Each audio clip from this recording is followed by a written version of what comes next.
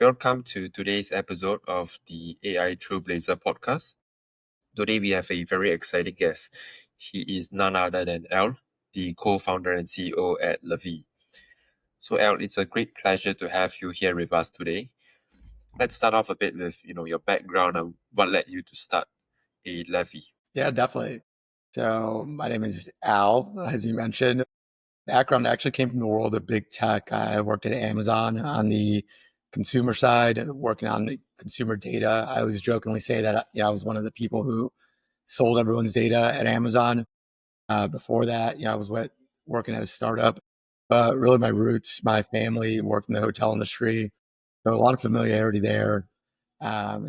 Started Levy about a year and a half ago now, and it's been a long road. But the last few months have been exciting. The industry's getting really excited about what we're building, and the momentum has definitely picked up. Awesome. So let's talk a bit about the company, Levee. What is the problem that it is trying to solve, and then also for what target audience as well? Yeah, so what we're doing at Levy is we're focused on getting data from frontline operations teams. So housekeeping, maintenance, anyone who works in the hotel in the front lines. It's difficult to get good data from those teams. Without good data, things like AI and robotics become really a pipe dream. So what we're focused on doing is helping housekeeping teams, maintenance teams today by using tools like vision and voice AI to capture data on their work and then using that to unlock AI workflows downstream. So whether it's quality control reporting, inventory reporting, anything of that nature that can be automated, any admin work that can be automated for them, that's what we're focused on doing. Nice. Can you share a more specific example, like one of the use cases where it really helps, frontline workers to Yeah, ease up a definitely. lot So we of built out their a few products day-to-day and tasks? a few products within the company. The first product that we built out was actually a room inspection agent. So it's an AI agent that after a housekeeper cleans a room, all they have to do is take a scan of the room. And in 30 seconds during that scan, they can figure out what they did wrong, what they did right. If anything's broken with just a scan, we can automatically create a maintenance ticket for them. Same thing where that same tool also helps coach them and helps onboard new employees, all just using nothing but a smartphone and 30-second video that they record. All that feedback's given live in real time back to the housekeeper. Got it. So yeah, so for the hotel, they benefit from now these housekeepers can turn rooms quicker, get people in the door quicker. If the hotel wants to, upsell early check-in or give it to a loyalty member, they can do that. On the housekeeping side, they almost have the opportunity to act like their own manager and they can self-inspect their rooms, um, and becomes a real benefit for them as well. So that's the first product that we rolled out, like I said, and there's other products that we've been able to build on top of that and continue to grow with. Okay, makes sense.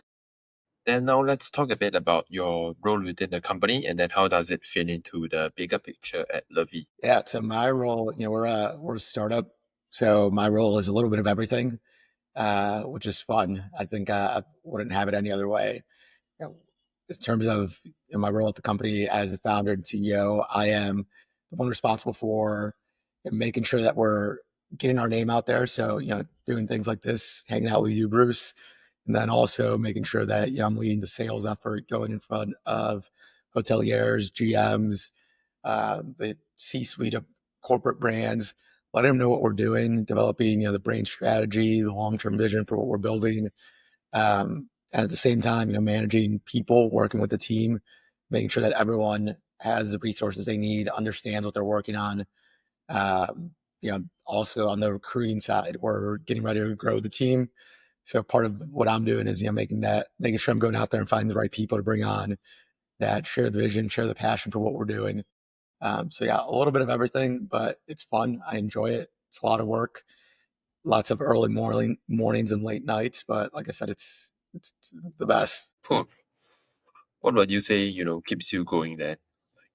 Like you gotta have, really strong passion for the hospitality industry in order to keep doing this and be consistent at it. Yeah, I'm a little biased, and I think that the frontline workers are the most important at any hotel. The housekeepers, the maintenance teams, they're the ones that really keep the hotel going. In the U.S., especially, a majority of those workers are Hispanic, Latin American descent. and that's where my roots are. That's my mom was a immigrant who came to the U.S. And I truly believe these workers work harder than anyone in the hotel. And we really want to build a way for them to be recognized, a way for people to see that it's hard to know that someone's doing a great job if all you have is a clipboard or an app that you just kind of dot things in and check it off. You really don't understand how important that worker is to you. So for us, my co-founder is also from the same boat, first generation as well. We have a real passion for the workers that we work with, and when we go and talk to them, go work at these hotels, the level of gratitude that they express, for someone coming in there and building technology for them, building technology for these workers that are often forgotten but are the backbone in the industry. It's what keeps you going. It's like I said, it's a lot of work, um, and I think if anyone's ever wanting to start a company, you can't worry just about the money. If you're like think that you're going to start a company and you're going to get rich, you might, but it's probably not going to happen for a while. So you got to have a reason to want to get up in the morning and go to work every day, and that's mine. Great. Yeah, that's awesome to hear your starting mission and how that led to the start of Levee. So you also mentioned that right now one of your core priorities is to hire more people, right? Just wondering, like, which part of the team do you really need to grow right now? Uh, everywhere got to grow a little bit. We're focused on in the short term is someone that can help on the customer success, sales operation side. For me, I'm the one that by my whole career has been in sales in one way or another. I am great at going and meeting with these people, bringing them on board.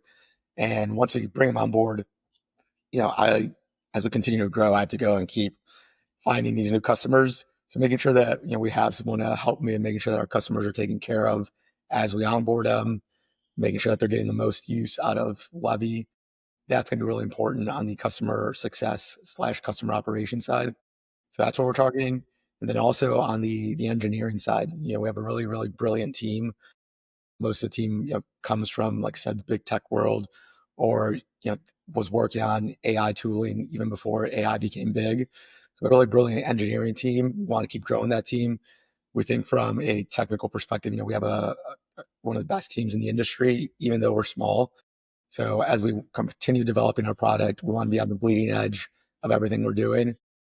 So bringing on, the right engineers that, might not even be from the hospitality industry, but know tech deeply, understand tech deeply is important to us. So those two are probably the key hires that we'll make over the next few months. And beyond that, and probably just continuing to focus on those two parts of the team in the immediate term. Nice. So that sort of ties on to my next question. What would be the goals of the company, let's say for the next 6 to 12 months? Where do you want to be? Oh, for the next 6 to 12 months, there's the easy answers like the revenue goals, right? We want to hit X amount of revenue and all that good stuff. But really, I think what's important to us from a goals perspective is to really get what we're doing out there for the industry to understand it. What we're doing right now is very different than anything that's out there. Originally, we were first starting out with Levee. Everyone kind of thought we were building this housekeeping app, a service delivery app, service optimization app. And that's part of what we do. But again, what we're focused on goes so much deeper in that. We can get data and build products around training and onboarding for employees, training performance data, workforce management data. So a lot of that for us is getting people to understand what's available to them. And for me, I think that's what's exciting over the next 6 to 12 months is in the last 3 months or so, we've went to high tech here in the US. We won both awards. It was the first time anyone had won both the E20X awards. The week before that, I was at Focusrite Europe. We won top seed startup in North America. So we're getting a lot of this recognition, but you know, it feels like it's a lot, but at the same time, I would say probably like 5% of the industry knows who we are, what we do. So I think over the next 6 to 12 months, it's about continuing to get our name out there, continuing to make a push. So definitely, I think that's where my goals are is I want to make sure that everyone knows about us, that everyone knows what we're doing, and everything else, the revenue, the team growth, all that will take care of itself as long as we keep delivering on the value that we're delivering, and also that we continue to get our name out there. That's a great point. So when you say you want to put your name out there, what are the steps that you are taking right now, or what is your plan in order to put your company out there more? Yeah, part of it's doing things like this, Bruce. Going and meeting with people like you that have an audience, that have a following that's relevant, to our sector. Next month, I got invited to speak at Virtuoso, which is the luxury travel conference. So I'll be there next month. The week after that is Destination AI in New York, another conference I was invited to speak at. So going to things like that, again, being active on socials. I think one of the things that startups often do is no one knows about them. No one, they don't do a lot of the things like Yeah, this, and that's what's critical. Is you can't be worried about um, your product being perfect and all this, or whatever your goals are. You can't worry about that if no one knows who you are, if no one's giving you feedback on your product. So yeah, definitely from a PR push, that's what I'm focused on is the podcasts, the conferences, the speaking engagements, and connecting with the right people as well. There's people that in the industry that I found are truly helpful. I guess that's why they call it the hospitality industry. Is people really want to help, people want to get involved. So finding the right people that can help, leverage their networks that I can also help. That's part of it as well. got it. Then you've mentioned quite a couple of channels that you use to put your name out there. Of course, podcasts, conferences, and speaking events. But what about the channels that you use to drive, customer acquisition? Are they also similar, or are there other channels that Yeah, you rely very on to similar. drive customer growth? Yeah, very similar. Definitely. You know, when it comes to again from the early stage startup perspective, is you're always looking for cost effective ways to get out there, right? Get your name out there. So part of it is like when I go to one of these conferences and I have an opportunity to speak, you get that immediate audience that's there that's relevant to your company. But also coming out of it, you get a lot of content that you can now use through social channels. The main one being LinkedIn. So you can repurpose that content, use it on LinkedIn. Oftentimes, out of that, you get articles from different publications in the space that were there that might be writing about your company or companies that they saw. So a lot of it, I think, is you know not only can you get one piece of content, one piece of marketing out of it, but can you repurpose that and leverage it across different channels? Because even then, you know, I think of it from you have those social channels, but then you can use that to if you have an email that you're sending to someone, credibility is big, right? So if you have an email to send to someone and you can mention that you spoke at this conference that might be big for them or that they're involved in some way, they might say, okay, I don't know who this guy is. I've never heard of Levee, but if Focusrite invited him to speak, he must be doing something right, or they must be doing something interesting. So a lot of it is how can you use those different channels and leverage different channels from one? How can you maximize opportunities from one channel? That's the way to look at it. And obviously, there's the kind of classic, enterprise sales, direct sales approach where I'm reaching out to people in the industry. Sometimes you get a response, sometimes you don't. It's what it is. Uh, there's a more kind of traditional approach. What I focus on is how can we essentially fill up, our awareness bucket. The advertising world, marketing world is awareness, consideration, conversion. I would say like, no one can buy what you're selling if they can't even consider you an option. They can't consider you an option if they don't even know you exist. So driving that awareness is key early on. That is very true. You have to maximize the funnel, and the top of funnel is always the awareness. Yeah, Yeah. yeah. I learned So that at Amazon. That was a lot of what I did. Is I mentioned I would work with brands to get them to understand their audiences, and oftentimes, they might say, they didn't want to advertise top of funnel because they didn't really understand it. But a lot of top of funnel is by the time someone goes to make a purchase decision, or by the time someone realizes, hey, I need some operations tool, some data tool for my workforce, you want them to already be thinking of Levee because they heard of you through some panel, through some conference, through some social channel. So that way they're already have that kind of like the consideration piece. So yeah, definitely top of funnels is big for startups. yeah, that seems about right. Then you also mentioned something about the direct outreach and enterprise sales. How has that worked in comparison in terms of generating new leads or customers? Yeah, and it's been going very, very well. A lot of it is, again, what we're building for the space is truly different. So people see what we're building, piques their interest, which makes my job a little easier because it's interesting, it's different, they haven't seen it. So their willingness to respond and engage is that much more. You're the 10th solution in a space, in a market. It could be a great product. You could have like a unique advantage there, but it's always going to be a little tougher because people are going to think of the tools that are already out there. So for us, by being able to bring different data, different insights that no one's been able to bring before, it definitely piques the interest of different groups. And yeah, that's worked well. And also that, like I mentioned, I spent a lot of my career prior to Levee in sales and those enterprise sales roles. So it's getting to understand, what matters to people in those shoes. What matters to a COO is a little different than what matters to the CTO. And that's a little different than what matters to the VP of learning and development.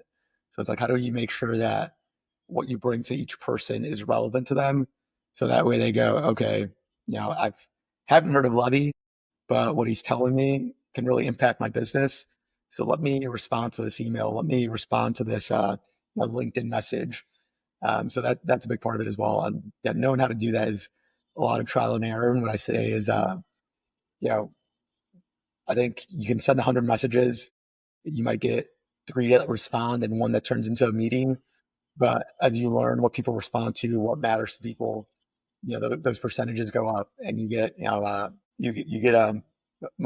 more success through those channels. Yeah, very true. It's all about trying to, tailor the messaging to the right person so that it's more relevant to them, even if it's, the same product, the same offer. Yeah, you've mentioned quite a couple of different goals at this point. What would you say are some of the biggest challenges or obstacles that you're facing right now in trying to reach these goals, particularly when it comes to things like revenue growth, but also like brand awareness and putting yourself out there? Yeah, the toughest part, and it's funny. I was talking to our team yesterday. I keep saying this, like my phrase of the week. My phrase of the week is managing constraints. The biggest challenge for any company is you have certain constraints, whether that is the bandwidth of your team, whether it is financial constraints, whether it's where you're allocating resources. So I think that's the biggest challenge oftentimes is, as you're growing your company, as you want to do all these different things, you got to make sure that with limited resources, in the early stages, and even big companies have limited resources in different ways. But it's, how do you allocate resources that deliver the greatest outcome? How do you leverage what you have to drive big outcomes? And I think that's the fun part, but also I would say the biggest challenge that you're overcoming is, okay, we have all these opportunities, we want to pursue them all, but which ones are gonna help us reach the next step, in our growth? And then once we get there, that opens up more resources because from like a revenue perspective, once you have more revenue, you can grow your team. So it's like, how do we get to a point where we have more revenue that then we can then grow the team? And on the investor side, from like a venture investor perspective, is how do you hit milestones that can get those investors on board that then unlock more resources to then go hit that next funding round, that next level. It's all about managing the constraints that you have, and again, getting creative with how you're doing that, figuring out what's not going to yield that big return and what is. Yeah, I would say that's definitely the biggest challenge is you have to always be managing constraints, and those all kind of materialize in different ways. Okay, interesting. So let's say hypothetically, if you could only double down on one area right now that you can, assign all of your resources to, what would be the biggest, I guess, growth lever that you can pull that would drive the most impact for your business, let's say within the coming months? Man, that's a good question, Bruce. I think the focus in the coming months is definitely on the revenue growth side. We spent the last year heads down working to build the product. We have 14 active hotels. We're getting ready to onboard more this month. So I think from like a team perspective, the product is ready to go. It's in market. Now it's like, okay, even the, you know, engineers, even the product team is shifting a little bit to not necessarily the sales part of it. That's still my focus, but now they're shifting focus to onboarding and implementation. So it's like, I'll go out and I bring these hotels on, get the deal done, and then I'll hand it over to the team. They focus on getting everything that we need from that customer, getting them onboarded. So in terms of like, what we're doing now to unlock growth, where we're focusing definitely on the revenue growth side, because again, that's most important for just kind of immediate growth, but also as we look to raise a formal venture round in the fall, that's kind of the next lever. Is okay, you have a really strong team, and I'm kind of speaking from like a VC perspective. It's like you have a really strong team, you have a great product, you have people buying it. What's that revenue number that you have right now, though? How can we, at what multiple can we value this company at based off revenues? So that's kind of the focus now. Is everyone with the team that we have is focused on the revenue growth, and again, onboarding more customers, bringing more customers that not only we can bring in today, but that are going to be able that we're going to be able to grow with and expand. So those right hotel groups, those right management companies that have those portfolios that want to take advantage of what we're doing, but also we can grow with and expand within their portfolio as well. Makes sense. So it's all about just new client acquisition as well as Yeah. deepening the existing relationships, like trying to get more of the hotels in a particular chain to sign up as well. Right. Exactly. Okay, interesting. Then let's go a bit into sort of the last segment of our podcast here. What kind of shifts or trends are you seeing in your industry right now? And then how would that impact the growth of Levee? Yeah. So the best kind of shift in the industry that I'm seeing is the last year. Like I said, we started the company about a year and a half ago now. The first few months of last year, we were just focused on product development. Actually, most of last year we were focused on product development. And I would say last year was probably the big year that everyone in the industry wanted to adopt AI. Everyone wanted to roll out different AI tooling, AI projects. And from the start, we were very focused on, we're an AI native company. Everything that we built is AI, from the ground up. What we've always been really focused on is getting good data into the system, so that way you can build AI tools on top of it. AI, the only way it works well is if you have good data. And I think last year, everyone was focused on the AI portion of wanting to kind of adopt something that was AI without really thinking of, do we have the data needed to successfully adopt this AI tool? In the last 6 months, though, the kind of industry shift that I've seen is everyone, after last year, I think people were a little disappointed with their AI projects. So now this year, they're like, okay, we know that in order for our AI projects to be successful, we need good data. Who's helping us get good data? Who's helping us unlock a new data source? And that's exactly what we've been doing at Levee for the last year. So from an industry shift, I think that's what's most exciting, and what's really helped us take off in the last few months is people understand that data is going to be key. And when they're looking for companies that, not that don't just kind of play around with the data they already have, but give them new data, that's what they're hungry for. That's what they're looking for. So from an industry shift perspective, people understanding and wanting that data is helping us tremendously, because again, at the end of the day, that's what we're doing. We're using vision and voice AI to create a new data source in space where there's very, very little data, very, very little visibility, creating that for these hotel groups, and being able to unlock strong AI tool and strong AI outcomes with it. Got it. I mean, that could even be like a new company in itself, just creating more data specific for the hotel industry so that the AI companies can Yeah, capitalize on it. So, yeah, and okay, that's interesting. So, part of actually, what. go ahead. Oh, okay. Sorry, I thought you were about to say something, Bruce. Yeah, I think that's part of it, because we've built apps on top of the data, but that we're collecting and that we have. Our focus is, can we get this data in, and that's really from our perspective, that's where our focus is bringing the data in, and whether it is a PMS or a service optimization tool that you have, can we get that data into those systems and make them better for you? We've built some apps on top of the data, because we need to productize it in a way so that way people can start using it now.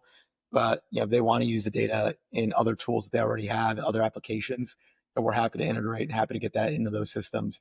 But yeah, that's why I always say, it's like, whenever anyone sees kind of what we've built or like the first products, they think of us as like I said, like a housekeeping tool.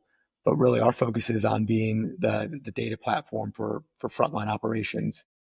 The tools, the applications that are built on top of that, we built some. We can help other vendors, other providers, use the data as well. So there's a lot of ways to do it, and yeah, I would definitely agree with kind of that perspective of there's a different kind of company within the company that we've built. Interesting. Yeah, it seems like it's more of an entire ecosystem already. If you have those custom apps built out, it's sort of like similar to Salesforce, which has an Yeah, ecosystem of its own, like yeah, custom apps. exactly. Cool.